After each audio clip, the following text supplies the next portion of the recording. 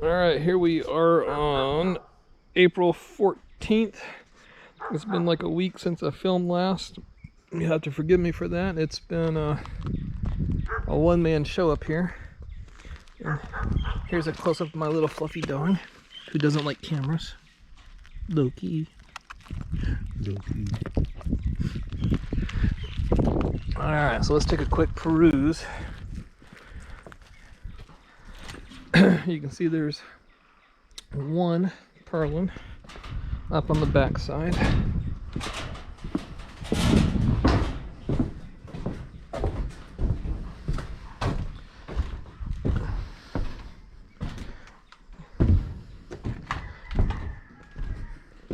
Then I've got 4 of those guys up yesterday. As you can see, the sun is actually shining for once. So you can kind of see how this is going out here. And he takes a shortcut and goes under the house. So this is about 6 foot out, so that's our extension right there. And then there's a cap that goes across, which gives it a flat edge.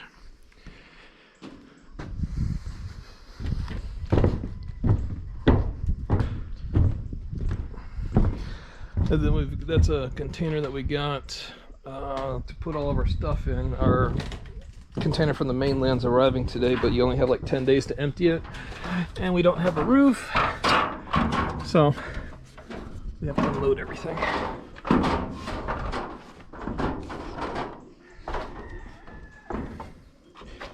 All right. So I know on the last time I showed this beam laying on the ground. And that beam is 28 feet and 200 pounds.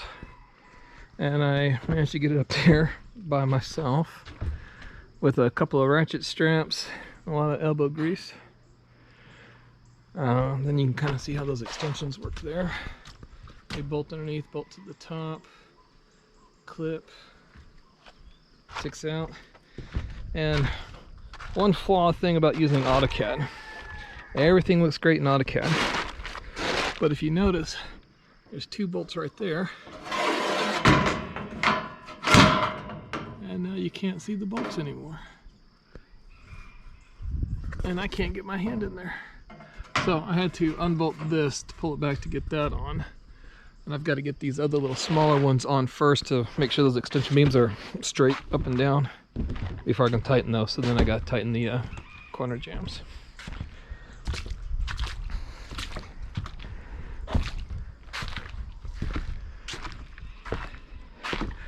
So these guys here are 32 foot long and weigh 120 pounds each. And then the ones on the front are 33 foot long but only weigh just over 100 pounds each. And then ran into another problem yesterday because of, once again, CAD.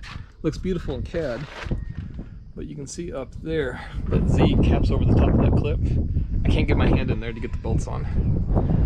The one I looked at when I was designing it was the one over there, which has the Z facing away from it, so there's plenty of room for your hand to go in. And I went, plenty of room for my hand, no problem. Well, I gotta figure out how to get the bolts in there and get them taped and get them into position to stay there while I try to slide that purlin up on there. You can kind of see my little peak connection. It's a 12 gauge plate, bolts across, ties everything together. So yeah, so far going pretty good. But I'm going to do a time lapse as we pull out 4 more of the back ones and pull them out and line them up and then hike them up here and slide them across so you can see how that's done. And then my gap here is one of my 3 foot by 10 foot relights. So there's a little bit different framing that goes there. So we've got one there, one matches on the other side, and then one of them's dead center. Right around here. So there's one dead center on this wall, or between the wall and the door. So that should give us, the sunset's over on this side, so it should give us the living room, dining room, and hallway area fully lit most of the day with sunlight. So you don't use as much electricity. So that's where we are right now. It's been fun. It's a real workout. After about 4 of those purlins, getting them up here and getting where they go, it's just about time for a nap. All right, so we'll put on a time lapse and check back later.